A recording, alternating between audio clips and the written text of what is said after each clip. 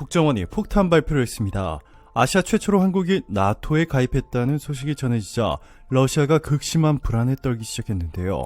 한국이 아시아 최초로 나토의 정회원이 되면서 미국뿐만 아니라 유럽과 다른 주요국들도 이제는 아시아의 안보와 질서를 유지하기 위해 한국군과 협력관계를 맺고 전쟁을 일으킨 러시아를 초토화시킬 전망입니다. 국가정보원은 5일 한국이 북대서양 조약기구 나토 사이버 방위센터의 정회원으로 가입했다고 밝혔습니다.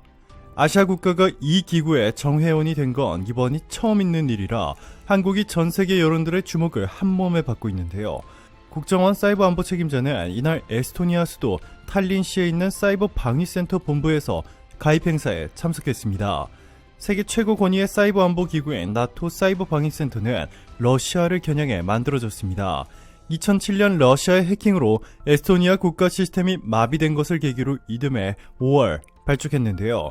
미국과 영국, 독일뿐만 아니라 대부분의 유럽 국가들이 가입했는데 이 나토 기구의 아시아 최초로 한국이 정회원으로 받아들여진 것은 기적과도 같은 일입니다. 일본을 비롯해 대부분의 아시아 국가들이 이곳에 가입하기 위해 그동안 엄청난 공을 들였는데 그 어떤 아시아 국가도 받아들여지지 않고 있었는데 5월 5일 한국이 나토 기구의 정회원이 되는 기적이 일어났습니다. 국정원은 사이버 방위센터 파견 직원 증원, 합동훈련 범위 확대 등으로 사이버 대응 역량을 세계 최고 수준으로 강화해 나갈 계획이라고 전했는데요. 나토 사이버 방위센터가 향후 나토의 최고 기구로 등극해 전 세계에서 가장 중요한 국제기구로 자리매김할 것이라는 분석이 쏟아져 나오고 있는 가운데 이번 한국의 아시아 최초 정회원 획득을 주변국 일본이 너무나 배아파하고 있습니다.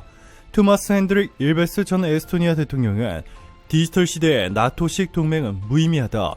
사이버 동맹으로 중국과 러시아에 맞서야 한다. 라며 나토 사이버 방위센터가 최고 레벨의 국제 안보 동맹 기구가 될 것임을 확신했는데 일베스 전 대통령은 강연에서 인류의 역사에서 기술의 발전은 전쟁의 본질을 바꿔왔다. 라며 석기에서부터 미사일까지 무기는 운동에너지에 바탕을 뒀다며 디지털 시대의 무기는 물리법칙을 뛰어넘는다. 시간과 공간의 제약도 없어졌다 라고 설명했습니다. 그러면서 해킹이나 디도스 공격은 해커 집단이나 테러리스트를 넘어 국가 수준으로 커지면서 새로운 안보의 장이 열렸다 라며 클릭 한 번으로 상대 국가의 전력망, 교통망, 상하수도, 가스 등 인프라를 마비시키거나 폐쇄할 수 있게 됐다 경고했습니다.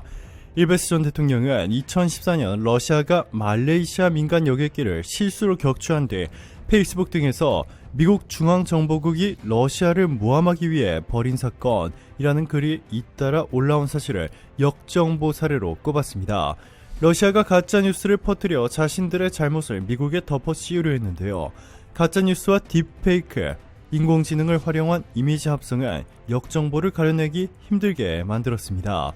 전문가들은 미국과 유럽국들이 아시아 최초로 한국을 나토 기구에 가입시켜 아시아 리더 국가로 인정한 것은 전 세계 수많은 국가들이 한국산 무기를 대규모 사들이고 있어 군사적으로도 가장 영향력 있는 국가로 등극했을 뿐만 아니라 사이버전에서도 한국의 보안 기술이 세계 최고 수준을 뛰어넘어서며 믿기지 않는 기술을 선보이고 있기 때문이었습니다. 꿈의 기술로만 알려져 있지 전 세계 어디에서도 상용화를 꿈꾸지 못하고 있는 양자암호 기술, 뚫리지 않는 무적의 암호라는 별명을 가질 만큼 강력하지만 매우 어려운 기술인데요. 양자암호 통신은 양자의 물리적 상태를 활용해 고안한 암호 체계를 말합니다. 해킹이나 도청이 원천 차단되는 과학적 원리를 갖고 있죠. 디지털 시대의 가장 큰 특징이 바로 0과 1임은 우리 모두 잘 알고 있는 사실입니다. 우리에게 익숙한 현재의 컴퓨터는 모두 비트로 정보를 표현하고 데이터를 처리하는데요. 양자 컴퓨터는 비트보다 더 작은 큐비트로 작동됩니다. 양자적 정보 표현은 0과 1 이외에도 두 값이 양자 상태로서 동시에 한 개 큐비트에 모두 담기는 중첩이 가능합니다. on과 off의 값만 존재하던 세계에서 벗어나 다양한 값을 동시에 표현하고 처리할 수 있기에 폭발적인 연산력을 갖고 있습니다. 슈퍼컴퓨터를 초월하는 계산력이죠. 자, 그런데 이 놀라운 기술을 활용해서 한국에서 세계 최초로 양자암호 기술을 선보여 전 세계가 열광하고 있는데요. 한국에서 이미 양자암호 기술이 상용화되기 시작해 또 한 번 전 세계인들을 깜짝 놀래켰습니다. 정부와 통신 3사 KT, SK텔레콤, LG U+가 손잡고 기업과 기관이 쓸 수 있는 전용 회선 방식 양자암호 서비스를 새로 내놓았는데요. 동사기업이 본사와 연구개발 기지 간 통신망에, 제조기업이 지사와 협력체 사이 통신망에 양자암호 방식을 적용할 수 있게 된 것입니다. 이제 더 이상 중국이 한국의 기술을 몰래 빼돌릴 수 없게 된 것이죠. SK텔레콤은 삼성전자와 함께 양자 보안 5G 스마트폰인 갤럭시 퀀텀3를 최근 발표하기도 했는데요. 양자암호로 로그인부터 인증, 결제, OTP 생성까지 모든 과정을 보호받을 수 있는 것으로 알려져 국내뿐만 아니라 해외 언론사들도 대대적으로 이를 보도하였습니다. 한국이 아시아 최초로 나토 사이버 보안센터의 정회원으로 받아들여지면서 러시아는 초비상이 걸렸습니다. 한국을 러시아의 비우호 국가로 지정하며 한국의 러시아산 원유와 광물 자원들의 수출 금지까지 선포하며 한국의 사실상 전면전을 선언한 블라디미르 푸틴. 자, 그런데 이제부터 한국의 시원한 반격의 시간이 찾아왔습니다. 한국이 나토 기구에 가입하게 되면서 이제 러시아와 국경을 마주한 대부분의 국가를 포함한 나토 회원국들이 한국의 양자암호 기술로 중무장할 수 있게 됐습니다. 이번 러시아의 우크라이나 침공의 핵심 전략도 바로 사이버전이었습니다. 이일 BBC 등 외신에 따르면 러시아는 전면전에 돌입하기 이전부터 해킹, 정보 조작 등 사이버 공격을 지속해왔습니다. 마이크로소프트는 러시아가 지난해부터 우크라이나 주요 시설을 해킹해 데이터를 삭제해왔다고 전했습니다.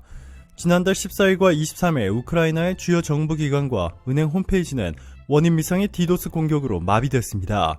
알렉세이 다닐로프 우크라이나 국방안보위원장은 우리는 확실히 그들의 흔적을 찾았으며 이런 행동은 러시아 전문가들의 소행이라고 말했습니다. 우크라이나 인터넷 서비스도 24일 러시아가 우크라이나 주요 도시에 대한 침공을 시작하면서 중단됐습니다.